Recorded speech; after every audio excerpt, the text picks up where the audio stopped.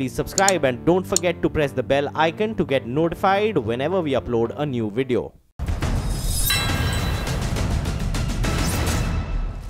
नमस्कार, मैं हूं अमीश देवगन और आप देख रहे हैं आर पार। आज डिबेट का इशू चुनने से पहले हमने कई और मुद्दों पर बार बार विचार किया, क्योंकि कहीं सियासत में उफान है तो कहीं चीन पर बवाल है। लेकिन क्या इस देश में अपने 2 जवानों की शहादत से ज्यादा बड़ी कोई खबर हो सकती है? क्योंकि दुश्मनों से मुकाबला करते हुए कश्मीर में हमारे 2 जाबाज शहीद हो गए और हमारे लिए अपने जवानों से बढ़कर कुछ नहीं होना चाहिए। इसलिए आज हम इस मुद्दे को उठा रहे हैं। लेकिन आज बात सिर्फ शहीद के पराक्रम की नहीं होगी और ना ही आज मैं इस मुद्दे पर किसी को सियासत करने दूंगा, क्योंकि अब पूरा हिंदुस्तान यह पूछ रहा है कि आखिर कब तक शहीद होता रहेगा मेरा जवान। आज इसी पर होगी देश की सबसे बड़ी बहस, क्योंकि देश सवाल पूछ रहा है, पूछता है हिंदुस्तान, कब तक मरेगा मेरा जवान। और आप ट्विटर पर और फेसबुक पर इस पर अपनी राय जो है वो लाइव जरूर दीजिएगा।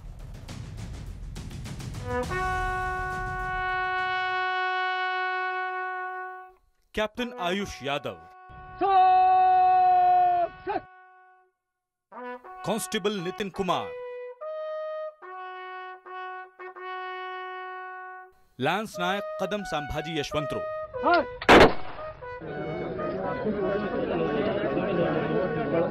ग्रेनेडियर राघवेंद्र सिंह,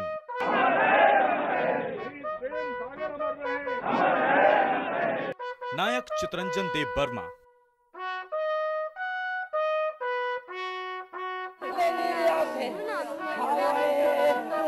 और अब मेजर कमलेश पांडे और सिपाही तंजिन शुतिन। आखिर हमारे देश के शहीदों की ये लिस्ट कब तक लंबी होती रहेगी? बिहार से लेकर गुजरात और कर्नाटक तक राजनीति उफान पर है। संसद में भी खूब हंगामा हो रहा है।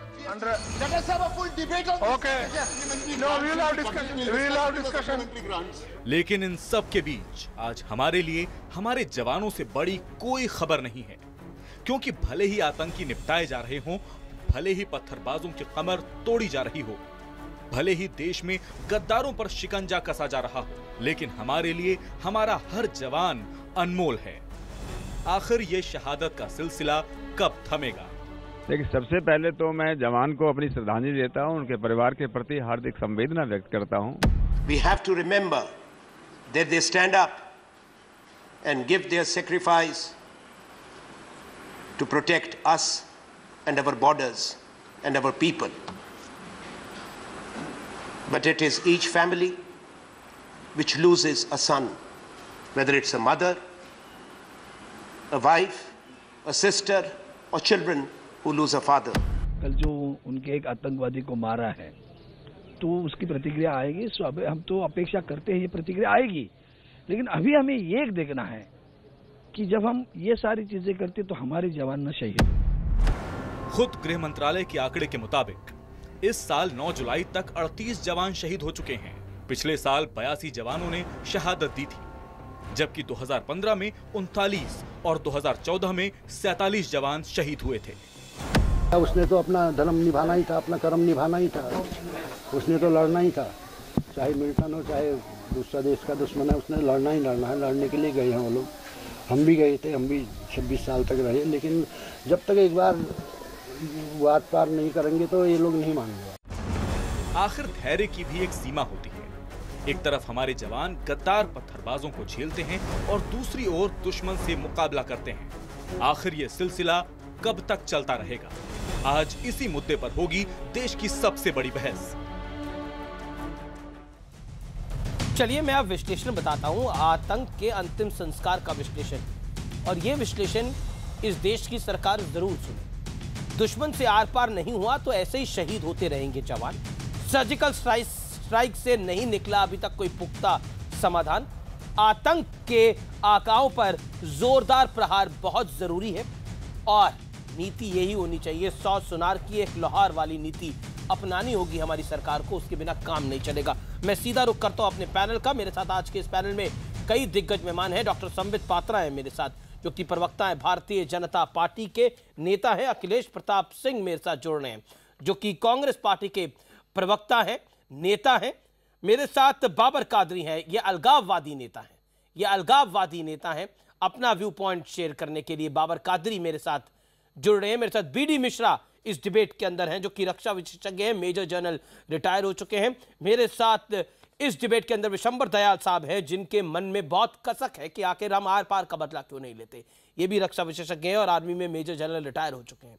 संबित पात्रा, आज आपसे कोई सवाल नहीं, आज आपसे कोई सवाल नहीं। मैं एक आपको बाइट सुनाना चाहता हूं और उसका आप जवाब दे दीजिए। क्या है जवाब? मैं वो बाइट प्ले करता हूं और आप उसका जवाब दे दीजिए। इसीलिए इस बाइट को सुनने के बाद मैंने निर्णय लिया कि आज की डिबेट इसी मुद्दे पर रखी जाएगी। वो बाइट सुनाता हूं मैं आपको। राजनीति क्या होनी चाहिए? सीधे लड़ाई लड़नी चाहिए एक बार, जैसे इंदिरा जी ने लड़ा था 71 में, वैसे लड़ना चाहिए। चाहे मिल्टन हो, चाहे दूसरा देश का दुश्मन है, उसने लड़ना ही लड़ना है। लड़ने के लिए गए हैं वो लोग, हम भी गए थे, हम भी 26 साल तक रहे। लेकिन जब तक एक बार वाद पार नहीं करेंगे तो ये लोग नहीं मानेंगे। वो फिर शांति होगी, फिर 10, 15, 20 साल शांति होगी। कल के दिन और लड़के ऐसे नहीं होंगे। आर पार की लड़ाई लड़नी चाहिए, जैसे इंदिरा ने 71 में लड़ी थी। शहीद के पिता गुहार लगा रहे हैं। बताइए डॉक्टर पात्रा। नहीं, इसमें कोई दो मत नहीं है। जो हमारे शहीद के पिता कह रहे हैं, मैं उनको नमस्कार करते हुए कहूंगा कि वो, उनकी भावनाएं बिल्कुल कद्र के योग्य हैं और वो बिल्कुल सही कह रहे हैं। आर पार की लड़ाई लड़नी चाहिए। आप देखिए 71 में जिस प्रकार से युद्ध हुआ, हिंदुस्तान ने पाकिस्तान के 2 टुकड़े कर दिए। तब भी हमने सोचा था कि पाकिस्तान को सबक मिल गया होगा, पाकिस्तान अब किसी प्रकार से घुसपैठ नहीं करेगा, आतंकवाद को बढ़ावा नहीं मिलेगा। मगर बात जस की तस है, उसके बाद भी आतंकवाद कंटिन्यू कर रहा है। देखिए, ये प्रॉक्सी वॉर है। प्रॉक्सी वॉर को बहुत स्ट्रैटेजी के साथ आगे बढ़ाने की आवश्यकता है। और जो स्ट्रैटेजी होती है, आप याद करिए 71 के वॉर में भी यहाँ बैठे हैं, जनरल साहब भी बैठे हुए हैं, 2 आर्मी के अफसरान बैठे हुए हैं। वो मेरी बात को अगर गलत हो तो ठीक कर देंगे। जनरल मानेकशॉ को बुला के इंदिरा गांधी ने कहा था कि आप तुरंत अभी जाके अटैक करिए। जनरल मानेकशॉ ने कहा मैं ऐसे अटैक नहीं करूंगा। जब इंदिरा गांधी ने ज़्यादा जबरन उन पे कहा कि आप अटैक करिए, तो जनरल मानेकशॉ ने कहा मैं रिजाइन ही कर देता हूं, क्योंकि वॉर का जो नीति होना चाहिए वो जीत होनी चाहिए, हार कभी नहीं होना चाहिए। तो इंदिरा जी ने कहा आखिर क्या करना है फिर हमें? तो मानेकशॉ जी ने कहा कि हमें तैयारी करनी होगी, आप मुझे समय दीजिए, 9 महीने का समय दीजिए, मैं तैयारी करने के पश्चात एक स्ट्रैटेजी के अंतर्गत फिर मैं अटैक करूंगा और फिर आप उसका नतीजा देखिएगा। आज नतीजा हम देख रहे हैं। तो स्वाभाविक रूप से कुछ स्ट्रैटेजी ऐसी होती हैं जिस स्ट्रैटेजी को हम टीवी पर डिस्कस नहीं कर सकते हैं। देखिए, सर्जिकल स्ट्राइक से आपका कहना था कि शायद ज़्यादा कुछ नहीं मिला, मैं इससे सहमत नहीं हूं। 45%, 45% इन्फिल्ट्रेशन में कमी आई सर्जिकल स्ट्राइक के बाद। सर्जिकल स्ट्राइक के बाद भारत का जो पोजीशन था वो पूरे विश्व में कंसोलिडेट हुआ, मजबूत हुआ, क्योंकि तमाम देश हिंदुस्तान के पीछे खड़े हुए। उसके बाद नौसेना में जैसे आर्मी के ऑफिसर्स ने, वहां आर्मी, इंडियन आर्मी ने वहां मई 9 तारीख को मैंने आपको 50 सेकंड दिए, पूरा मौका दिया बोलने का। अनंतनाग 11 जुलाई 2017 सर्जिकल स्ट्राइक के बाद, कुपवाड़ा 27 अप्रैल 2017 सर्जिकल स्ट्राइक के बाद, शोपिया 11 अक्टूबर 2016 सर्जिकल स्ट्राइक के बाद, ये सब कुछ हुआ है। देखिए, शव आ रहे हैं डेली सैनिकों के अंदर, के हमारे देश के अंदर। ये मुल्क सवाल पूछ रहा है कि कितने सैनिक हम और गवाएंगे, उसके बाद स्थिति बेहतर होगी। ये सवाल है, लाजमी सवाल है संबित पात्रा। मैं इसका उत्तर देता हूं। देखिए, ये बहुत सेंसिटिव विषय है, बहुत रेस्पेक्ट के साथ इस विषय को हमें डील करना है। आप बिल्कुल सही कह रहे हैं। एक भी जवान अगर हताहत, मारा जाना तो छोड़िए, शहीद होना तो छोड़िए, अगर हताहत भी होता है तो हम लोगों को जितना कष्ट होता है, आपको जितना कष्ट होता है, वो हम बयान नहीं कर सकते हैं। कोई नहीं मारा जाना चाहिए, बिल्कुल सही कह रहे हैं। मगर जो वॉर का कानून होता है वो होता है मिनिमाइजिंग कोलैटरल डैमेज। हमारे जो डैमेज है, हमारे भारतवर्ष की सेना का, सेना के प्रॉपर्टी का, भारतवर्ष की प्रॉपर्टी का, हमारे civilian, minimize that damage, maximize the damage on the other side. क्या हमने अदर साइड अर्थात पाकिस्तान और आतंकवादियों को डैमेज नहीं किया है? आप देखिए, आज पाकिस्तान दांतों तले चने चबा रहा है जिस प्रकार से उनके लोग मारे जा रहे हैं। आतंकवादियों का यह हश्र है, सुन लीजिए, आतंकवादियों का यह हश्र है कि इसी वर्ष आज के डेट तक 122, कल ये परसों तक ये 120 था, आज के डेट तक 122 आतंकवादी केवल और केवल इसी वर्ष में मारे गए हैं। बड़े बड़े नाम बुरहान वानी से लेके सब्जार भट्ट से लेके दुजाना तक जो लोग खाली घूम रहे थे और उनको पकड़ नहीं पा रहे थे, 15-15 लाख का अवार्ड जिनके ऊपर था, A++ कैटेगरी के जो आतंकवादी थे, अब वो दुम दबा के यहां छुप रहे हैं, वहां छुप रहे हैं। इतनी खुली हाथ दे दी गई है अब आर्मी को कि जहां देखो ठीक है, Sambit Patra, you made your point now. या Sambit Patra, you made your हम point now. मारेंगे एक रोजाना, ये सरकार का दृष्टिकोण है, छोड़ेंगे नहीं। ठीक है अखिलेश प्रताप सिंह, सरकार का दृष्टिकोण साफ है संबित पात्रा, लेकिन फिर भी आनंद शर्मा सवाल खड़ा करते हैं, क्यों? बताइए क्यों? जी, देश को पूछने का हक है कब तक मरेंगे जवान? वो इसलिए कि धरातली हकीकत कुछ और है। वो इसलिए कि धरातली हकीकत उल्टा है, कुछ और बयान करता है। हमारे माननीय प्रधानमंत्री जी जब सत्ता में आए तो तब कहे थे कि हमारी छाती 56 इंच है, हम लाल लाल आँख दिखाएंगे, गर्दन लाएंगे, दाऊद को लाएंगे, फला फला फला फला। आज क्या है कि 1-2 साल के अंदर भारत दुनिया का तीसरा आतंकग्रस्त घोषित मोदी जी ने कर दिया है। पहले पाकिस्तान तीसरा आतंकग्रस्त घोषित देश था, वो छठे पे चला गया है और हम तब 7वें पे थे 1-1.5 साल पहले, और हम तीसरे पे आ गए हैं। ये इंटरनेशनल डाटा है। अफगानिस्तान, ईरान, अफगानिस्तान के बाद भारत आ गया आतंक पीड़ित। आपको प्रसन्नता है इस डाटा पे? 7वें से तीसरे पे माननीय मोदी जी का योगदान है पिछले 3 वर्षों में भारत को आतंक में लाने का। दूसरी बात जी, क्या कहा आपने? मैं कह रहा हूं आपको प्रसन्नता हो रही है, भारत तीसरे नंबर पर आ गया है, पाकिस्तान से भी ऊपर। आपने कुछ कहा? मैं कह रहा हूं आपको खुशी हो रही है, भारत तीसरे स्थान पर आया है। तो कटी जानी है, मुझे प्रसन्नता नहीं हो रही है। पहली बात मैं अनुरोध करूंगा कि मुझे बीच में ना बोलें, जैसे उन्होंने आपने संबित पात्रा को। मैं ये कह रहा हूं कि आपने जो सवाल किया कि क्यों प्रश्न उठा रहे हैं, प्रश्न इसीलिए उठा रहे हैं कि आप ये लोग झूठ बोल रहे हैं। ठीक है, आंकड़े जो बोल रहे हैं वो मैं बोल रहा हूं, आपके प्रश्न का जवाब दे रहा हूं कि मैं प्रश्न क्यों ना उठाऊं। ये झूठ देश से बोल रहे हैं, हकीकत कुछ और है। सर पिछले 3 वर्षों में सवाल उठाने की जितनी जरूरत है उतना ये मुल्क सवाल उठा रहा है। मरे हैं, उसीलिए हम डिबेट कर रहे हैं। अब सीज फायर 1343 हुआ है जी। और नहीं भाई, आप तो मुझे डिस्टर्ब ही करेंगे। जितने देर उनको समय दिया हमें भी दे दें, हम अच्छे से समझा दें गुमराह जो किया गया है। हम वही तो गिना रहे हैं कि किस तरह से गुमराह किए हैं। और कांग्रेस के समय इसका 50% भी नहीं था, वो भी आंकड़े के गिना दूं। आतंकवादी घटनाओं में 42 घटनाओं में मृत्यु जो है 42% इजाफा हुई है। अभी डिबेट पूरी चलेगी, आप कांग्रेस का डाटा गिना दीजिएगा बाद में, जो आप और कांग्रेस की हुकूमत लेकर आए हैं उसको पढ़ दीजिएगा बाद में। लेकिन मैं बाबर कादरी का रुख करता हूं। सर 12 मिनट हो गए डिबेट को शुरू हुए हो। मैंने आपका पर्सपेक्टिव भी सुना, मैंने बीजेपी का पर्सपेक्टिव भी सुना। आतंकवादियों ठीक है अखिलेश जी अब आपने अपनी बात कह ली है। जमीनी हकीकत है जी कि ये अब आपने अपनी बात कह ली है साहब। मैंने ठीक क्या है, मुझे तो आपने 1-1.5 सेकंड में 5 बार डिस्टर्ब किया। बिल्कुल ऐसा नहीं, थोड़ा सा नया किया करिए। बिल्कुल 3.5 मिनट थोड़ा सा नया किया करिए। 3.5 मिनट के आसपास का आपको भी समय मिला सर। मैं माफी चाहता हूं, मैं आपके पास वापस आऊंगा। मेरे को मुझे भी प्रसन्नता होगी। 12 मिनट हो चुके हैं ठीक से। नहीं मैं आपके पास वापस आऊंगा अखिलेश जी, मैं आपके पास वापस आऊंगा। I promise I will come back to you. मेरे साथ बाबर कादरी साहब हैं, अलगाववादी नेता है। हाँ तो मैं देख रहा था 5 बाबर कादरी साहब, आपसे मैं जानना चाहता हूं, जब सेना का जवान शहीद होता है तो दुख होता है आपको? आप सुनने के लिए तैयार है? पहले आप हम कश्मीरियों को म्यूट करते हैं, आप हमें टाइम नहीं देते, ये मेरा गिला है। दूसरा ये है, ये आप 1947 से करके आए हैं, तभी सिचुएशन ये बनी है। आप इसका जवाब सुने जो आपने पूछा था। जब भी कोई यहाँ पे मरता है, चाहे कश्मीरी हो, पाकिस्तानी हो, आज़ाद कश्मीर से आया हो, हिंदुस्तान से आया हो, जब भी कोई मरता है तो कश्मीरी की जो कॉन्शियंस है वो रोती है। डोंट इक्वेट, देखना है ये है, सुनना ये है। जो पाकिस्तानी एक जो मारा गया है, जो बहन बेटियों का इज्जत उतार रहा था, वो भी मरता है तो तुमको तकलीफ होती है? बाप रे कादरी, शर्म नहीं आती? जो पाकिस्तानी तुम्हारी बहन बेटियों की, तुम्हारी बहन बेटियों की आबरू पर निगाह डालता है, उसके मरने से तुमको तकलीफ होती है। कादरी कम से कम बहन बेटियों की इज्जत पर तो मत छीटे उछालो।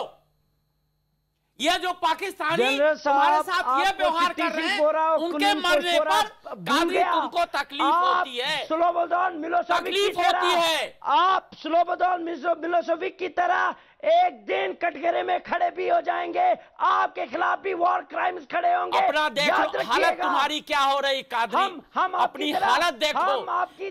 तुम टेलीविजन पर आते हो तो 125 करोड़ भारत की जनता तुम्हारे ऊपर लांछन देती है, क्योंकि तुम्हारी बातें पागलपंथी से ज्यादा आगे बढ़ के हैं। पाकिस्तानी जो तुम्हारी वो तुम्हारी बहन बेटियां मेरी बहन बेटियां हैं, तुम्हारी बहन बेटियां मेरी बहन बेटियां हैं।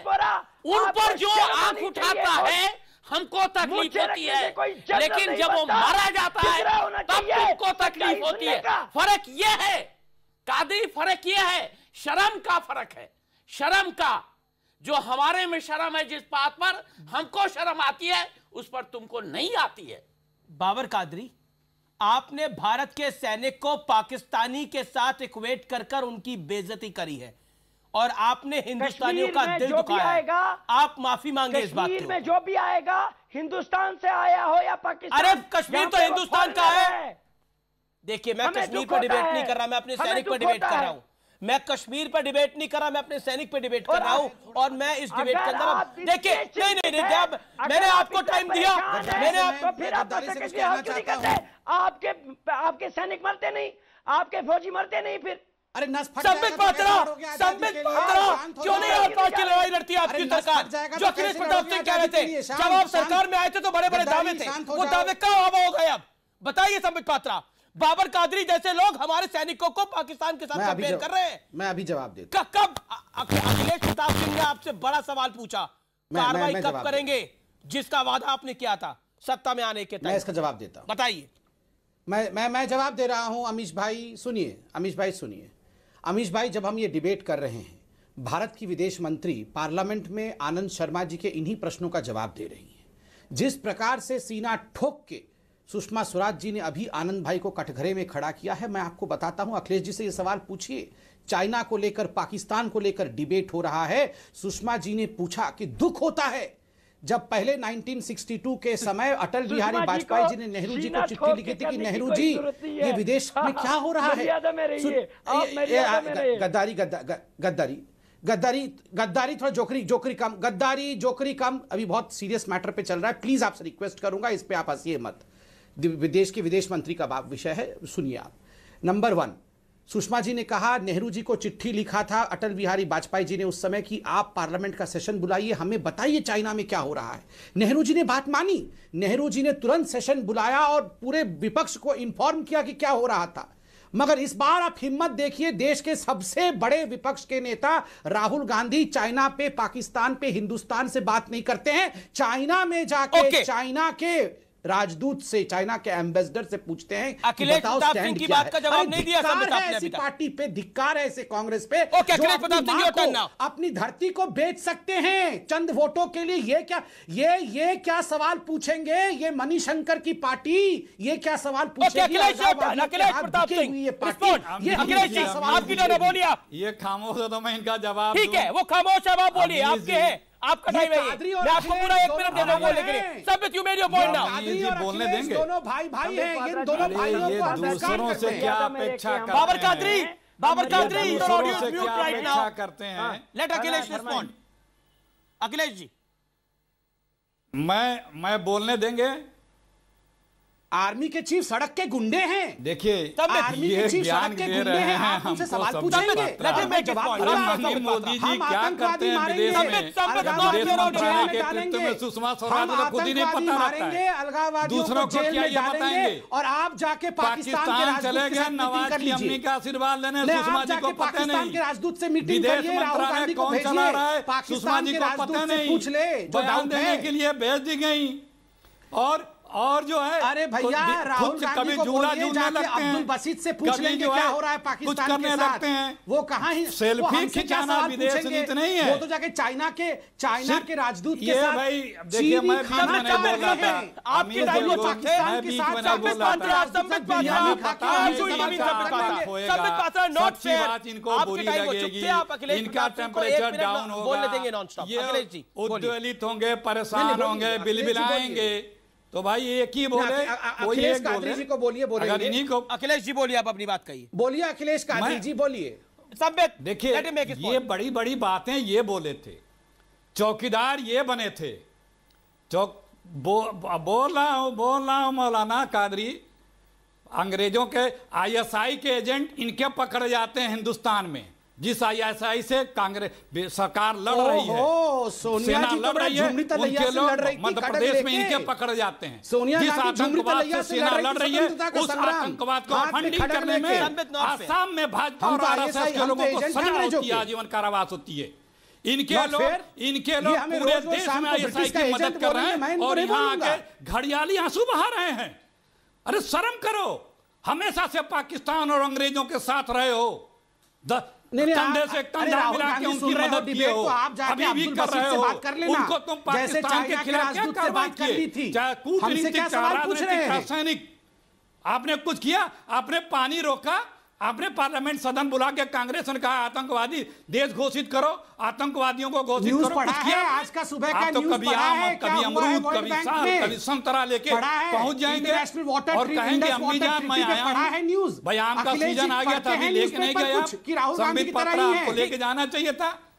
अरे आम का सीजन छोड़िए, राहुल गांधी और आप न्यूज़पेपर पढ़ते भी हैं सुबह, आपने पढ़ा है इंडस वाटर मुझे इनकी आवाज सुनाई नहीं दे रही है, आवाज कट के भी आ रही है। नेहरू जी ने ट्रीटी किया था, सिर्फ ये बता रहा हूं कि ये सब भाजपा आईएसआई से मिले हुए हैं।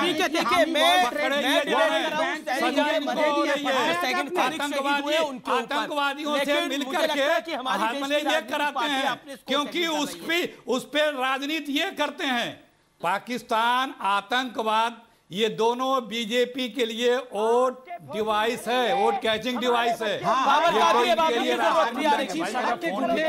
सुनाई दे रहा है बाबर कादरी आर्मी के चीफ सड़क के गुंडे हैं, बुरहान वानी बड़ा शहीद है। ये मुझे आपकी आवाज आ रही है अखिलेश जी, अखिलेश जी आपकी आवाज ऑन है, लेकिन मुझे संबित पात्रा आपकी आवाज को डाउन करना पड़ेगा।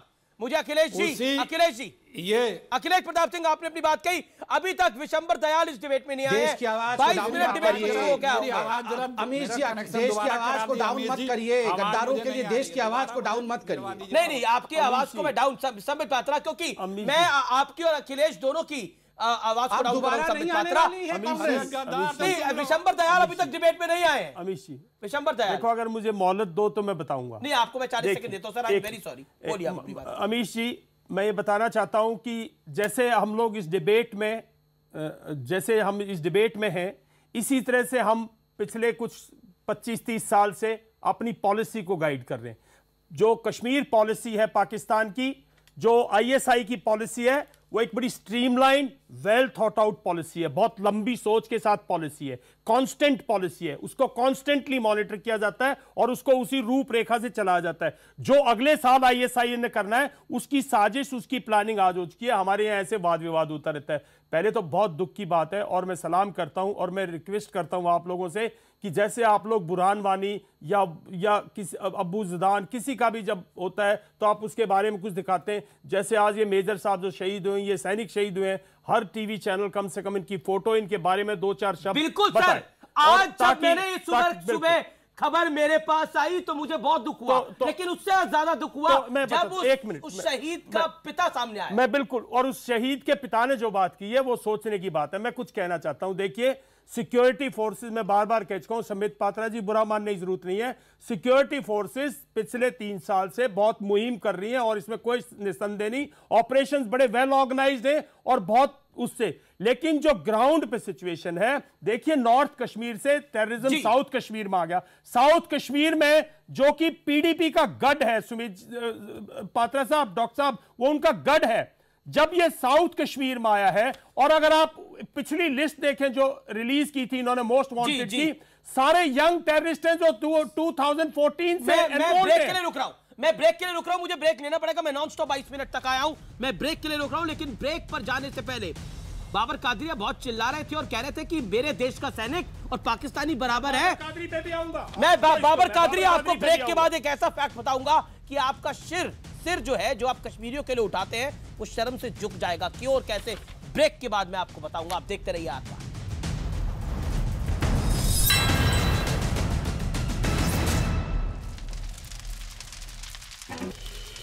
वेलकम बैक, आप देख रहे हैं आर पार। और आर पार में आज हिंदुस्तान यही सवाल पूछ रहा है, कब तक मरता रहेगा मेरा जवान। लेकिन मैं बाबर कादरिया आपके ऊपर आना चाहता हूं, क्योंकि ब्रेक से पहले आपने बहुत ही गलत बात बोली। आपने मेरे देश के जवान को, हम सबके देश के जवान को इक्वेट करा पाकिस्तानी के साथ। मैं आपको बताता हूं फर्क क्या है। मेरे देश का जवान आपको बाढ़ से बचाता है, और पाकिस्तानी अबू दुजाना, आतंकवादी अबू दुजाना ने अप्रैल में पंपोर में एक गांव में आपके कश्मीरी सरपंच फयाज अहमद भट्ट को मौत के घाट उतार दिया था, उसकी हत्या कर दी थी, उसका मर्डर कर दिया था। दुजाना पाकिस्तानी था और फयाज अहमद भट्ट कश्मीरी थे। बताओ किसके साथ हो, फयाज भट्ट के साथ या अबू दुजाना के साथ? कुछ पढ़ा है? आप पढ़े लिखे हैं? आप मैं बिल्कुल पढ़ा लिखा हूं। क्या जुगल बल्तिस्तान पाकिस्तान का पार्ट है?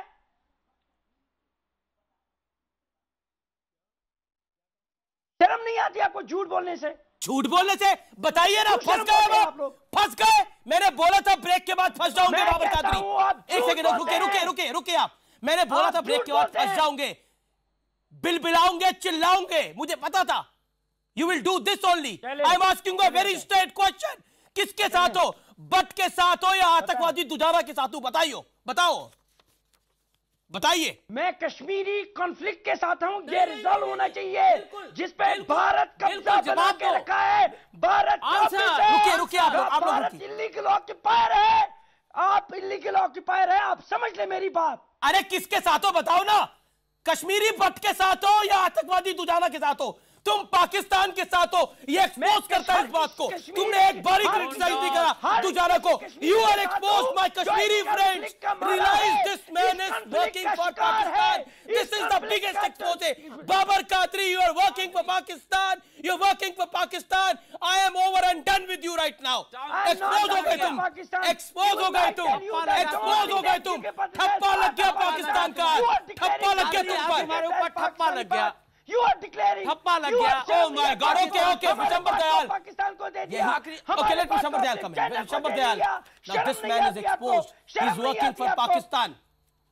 देखिए, मैं बीच में मेरी बात रह गई थी। जो मैं मुद्दा कह रहा था वो यही था कि पिछले 2-3 साल में ऐसे काफी कादरी जो गद्दार बन गए हैं, पाकिस्तान के एजेंट बन गए। पाकिस्तान के नहीं, देखिए पूरा जो ये जिसको ये बोलते ना, जिसको ये कादरी जो भाषा बोल रहा है, यही चीज ISI ने शुरू की थी। मैं अपने कौम का वफादार हूं। कादरी सुनो, कौन सी कौम, तजुर्बे वाले जवान की बात सुनो। कौन सी कौम, तुम कौन सी कौम, बात सुनो इनकी। कौन सी कौम, तुम्हारी कोई कौम नहीं। नॉनसेंस मत बोलो, इनकी बात सुनो। कादरी सेंस की बात कर रहे हैं। कादरी स्टूपिड मत हो जाओ। तुम्हारी कौन सी कौम, तुम अपनी कौम से गद्दारी कर रहा है, तुम कश्मीरियत से गद्दारी कर रहा है। तुम इस देश में जो कश्मीर, अरे मेरे भाई, तुम वफादार नहीं है, तुम वफादार नहीं है। तुम वही बोल रहा है जो ISI बोल रही है। जो ISI ने शुरू किया जम्मू एंड कश्मीर में, तुम जैसे लोग उसी को बढ़ावा दे रहे। और मैं यही बात समित जी से कह रहा था कि पिछले 2-3 साल में ऐसे लोग बढ़ गए, इनको पकड़ो, जेल में डालो। समित जी, जो ओवरग्राउंड वर्कर्स हैं, जो खुल के बाहर आ रहे हैं, इनको पकड़िए, क्योंकि पहले ओवरग्राउंड वर्कर इतना खुल के बाहर नहीं आता था। ओवरग्राउंड वर्कर्स को, अलगाववादियों को, जो आपने NI के तहत कार्रवाई शुरू की है, प्लीज इसको एक्सप्लाइट कीजिए, इसको एक साथ जो अपने जवानों पर कादरी सुनो, आज मुद्दा है हमारे जवानों का, हमारे जवान क्यों मर रहे हैं, अब इसकी बात सुनो। ये क्योंकि ऐसे गद्दार ओवरग्राउंड वर्कर हमारे जवान इसलिए मर रहे हैं, हमारे 2 कर्नल हमारी रेजिमेंट के मारे गए, क्योंकि तुम्हारे जैसे लोग वहां पर जब घेरा हुआ, कार्डन हुआ, तो विलेज हेडमैन जाके कहा कि आप रुको, ये बाहर आएगा। ठीक है, और जब वो खड़े हुए तो गोली मारा। देखो, ये मदद करते हैं, ये मदद स्टोन पेंटिंग करा के करते हो। दूसरा, दूसरा, जब मेजर गोगई ने तुम लोगों की जान बचाई, अरे एक को आगे बांधना चाहिए था, एक को पीछे बांधना चाहिए था। तब तुम लोगों को पता नहीं लगा। मेजर गोगोई को एक को आगे बांधना चाहिए था, दूसरे को पीछे बांधना चाहिए था, फिर निकालना चाहिए था। इसी को बांधना चाहिए था।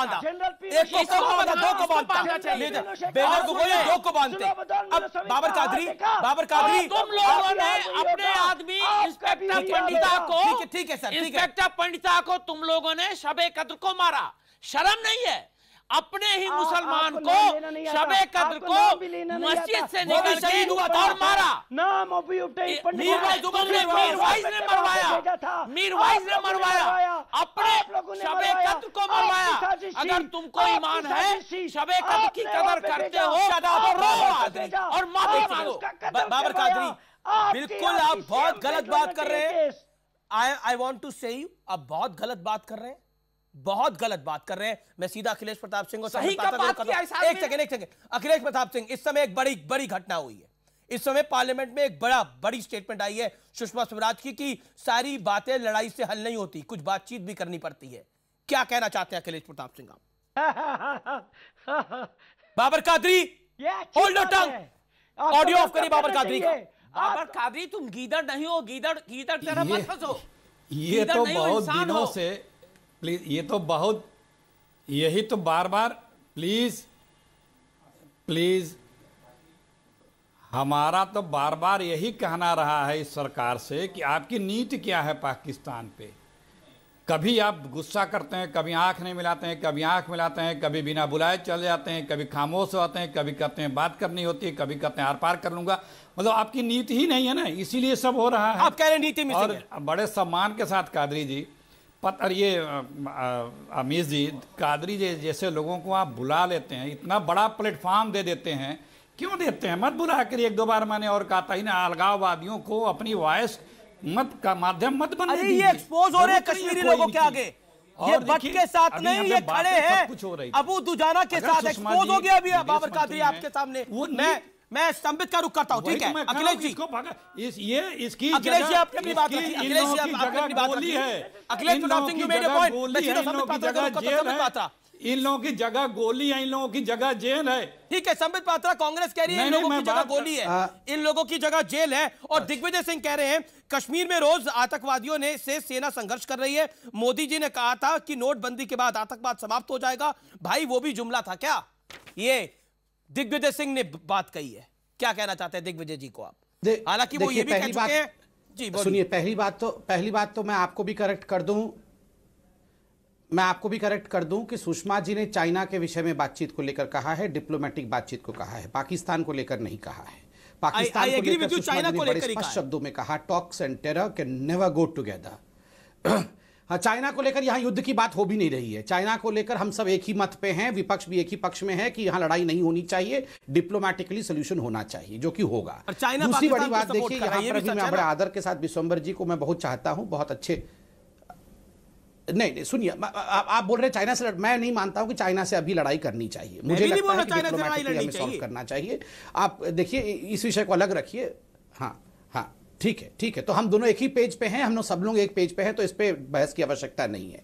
विश्वंबर जी ने एक बड़ी बात कही, मैं विश्वंबर जी का बड़ा सम्मान करता हूं, मैं इसका उत्तर देता हूं। विश्वंबर जी ने कहा कि 2-3 वर्षों में जब से पीडीपी और बीजेपी की सरकार बनी है, आतंकवाद में इजाफा हुआ है। मैं इस बात से बहुत सम्मानित तरीके से अपने आप को अलग करता हूं और कहता हूं कि यह हकीकत नहीं है। आतंकवाद का गठन, आतंकवाद का फॉर्मेशन और आतंकवाद का बढ़ना, ये पीडीपी बीजेपी किसकी सरकार बनी उससे बिल्कुल नहीं है। ये रेडिकलाइजेशन से संबंध रखता है। और अभी गिलानी दिग्विजय के ट्वीट पर आप कुछ नहीं कहेंगे? दिग्विजय की राय पर कुछ नहीं कहेंगे आप? नहीं, दिग्विजय पे कुछ कहना चाहिए क्या? दिग्विजय पे क्या कहना है? आप आजकल तो कांग्रेस मुंह बेचाए फिर रही है, दिग्विजय जी को देखते ही छुप जाती है कांग्रेस। मैं क्यों बोलूं? छोड़िए ना दिग्विजय जी को, छोड़िए। आप मुद्दे पे आइए।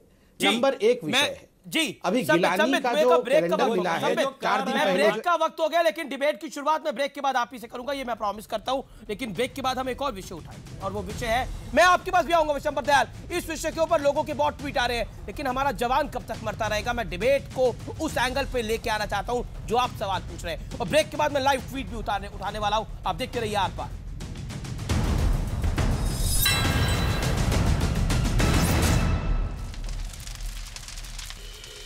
आप देख रहे हैं आर पार और एक व्यूअर पूजा शर्मा लिख रही हैं कि instead of combating with the situation Akhilesh is doing politics. जिस दिन आतंकवाद पर राजनीति बंद हो जाएगी उस दिन आतंक खत्म हो पाएगा, ये बात लिख रही हैं। और संबित पात्रा आपके लिए, बीजेपी के लिए एक सज्जन लिख रहे हैं और बहुत सीधी और साफगोई से लिख रहे हैं कि मोदी सरकार से हमें उम्मीदें थी, लेकिन 3 साल में जो कुछ हुआ उसके बाद हम ये कह सकते हैं हमें अब भी इंतजार है। बताइए संबित पात्रा, आपकी बात भी इनकम्प्लीट रह गई थी पहले। देखिए, मैं अभी जो बात कह रहा था इस ब्रेक से पहले, मैं पहले उसे मैं उसे कंप्लीट कर लूं, उसके बाद मैं आगे का जो पूछा गया उसका जवाब दूंगा। देखिए, मैं ये बता रहा था गिलानी का जो प्रोटेस्ट कैलेंडर अभी एनआईए ने रिकवर किया था कुछ 4 दिन पहले, वो अखबारों में भी छपा था। मैं इसलिए बता रहा हूं इस कैलेंडर के विषय में कि आतंकवाद के ओरिजिन को कभी पॉलिटिकली मत देखिए, उसके पीछे इस्लामिक रेडिकलाइजेशन को देखिए। इस कैलेंडर में बताया गया है कि हिंदुस्तान के सरकार के खिलाफ आपको आवाज़ बुलंद करनी है तो आप मस्जिदों से आज़ादी के नारा लगवाएं, मस्जिदों से इस्लामिक सॉन्ग्स, एग्जैक्टली जो वर्ड यूज़ किया गया है वो इस्लामिक सॉन्ग किया गया है, इस्लामिक सॉन्ग्स जो कि युवकों को सड़क पर आने के लिए मजबूर करे, ऐसे गाने आप चलाएं। ये कैलेंडर में लिखा हुआ है। तो स्वाभाविक रूप से ये कोई भारतीय जनता पार्टी के सरकार के आने के बाद आतंकवाद आरंभ हो गया, ऐसा नहीं है। ये इस्लामिक रेडिकलाइजेशन हो रहा है। दूसरी बात है, जिन साहब ने ये सवाल हमें पूछा ट्विटर के माध्यम से कि मोदी सरकार से बहुत एक्सपेक्टेशन है, और भी बहुत सारे सवाल जनता से कहूंगा, वो जनता है, मैं उनका सम्मान करता हूं कि आप देखिए, बिल्कुल ठीक बात है, मैं उसी का जवाब दे रहा हूं। आपने एक रिप्रेजेंटेटिव सवाल पूछा है कि इसी वर्ष मैंने कहा 122 आतंकवादी मारे गए हैं। सबसे ज्यादा आतंकवादी इस दौरान मारे गए हैं। बुरहान वानी 2006 से जिस प्रकार खुले घूम रहा था, उस पर किसी ने मारने की उसे कोशिश नहीं की, क्योंकि कहीं ना कहीं उसे एक संरक्षण प्राप्त था।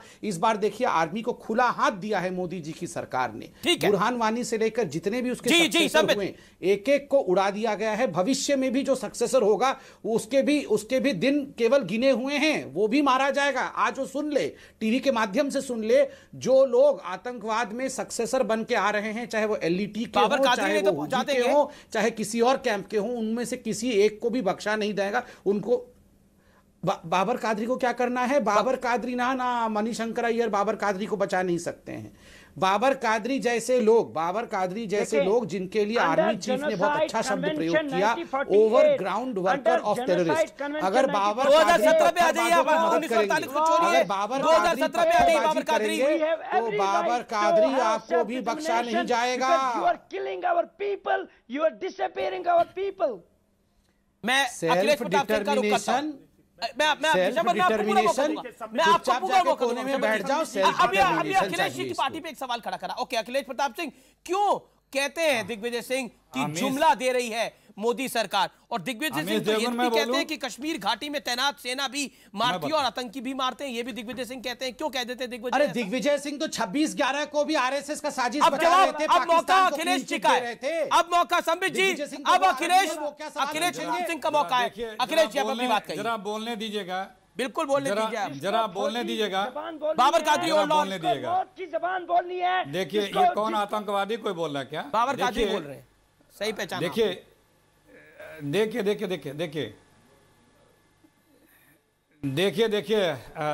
हाँ देखिए, अमीश देवगन जी 2.5 मिनट अभी बोले हैं। संबित पात्रा इसके पहले 2 मिनट बोले थे। 52 मिनट से बोलना शुरू किए थे। हमें समय दीजिएगा। देखिए, जिस तरह से कादरी परेशान हो रहे हैं, उसी तरह से हमारे संबित पात्रा परेशान हो रहे हैं। दोनों की भाषा, लैंग्वेज, बॉडी लैंग्वेज एक सी है। उसका कारण क्या है मैंने पहले बता चुका हूं कि 7वें पायदान से 3रे पायदान पे ला दिया। भारत आतंकवाद त्रस्त राष्ट्रों में मोदी जी ने पहुंचा दिया। जब जिस बुरहान वानी को इन्हीं के डिप्टी सीएम बोलते हैं कि गलती से सेना ने मार दिया, बड़ा अफसोस है, दर्दनाक है। इनकी सरकार उसको कंपनसेशन देती है। जो मेजर गोगोई अगर बोनट पे बिठाता है, उस पे इनकी सरकार गोगोई उसकी रेजिमेंट पे राजपूताना राइफल पे मुकदमा दर्ज कराती है। जो लोगों को वहाँ आतंकवादियों को ये सपोर्ट करते हैं, सड़क का गुंडा बोल रहे थे भैया। अरे तुम्हें तो यार मौका दे करके ये लोग खामोश हो यार। दोनों आतंकवादी एक साथ ना बोलो। दोनों आतंकवादी एक साथ ना बोलो भाई, खामोश रहो, दोनों लोग एक ही हो, आप लोग एक ही बोलो। चिंता मत करिए, मेरे पास आखिरी 30 सेकंड है। विशंबर दयाल परिवार के बोल रहे हैं। संबित जी देखिए, मैंने आपको मौका दिया, मुझे मौका दो। देखिए संबित जी, मैंने बीजेपी का कोई नाम नहीं लिया था। संबित जी, आपको मेरी बात सुननी पड़ेगी। मैंने कभी बीजेपी का नाम नहीं लिया था। मैंने बोला था साउथ कश्मीर में मैं आज भी आपने पिछले 3 साल में देखिए पुलवामा, बदाऊं और अनंतनाग में जितने इंसिडेंट हुए कभी इतिहास में नहीं हुए। मैंने दूसरी बात बोली थी, वो पीडीपी का गढ़ है। ठीक है सर, ठीक है। तीसरी बात मैं बोल रहा हूँ कि वर्कर्स वहां बिल्कुल खुलेआम घूम रहे।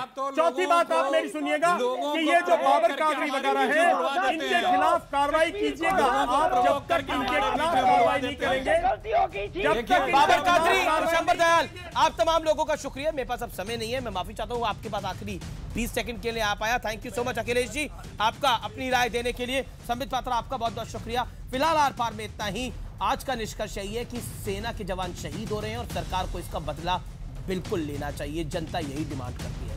नमस्कार। और अब रुक करते हैं सुमित का।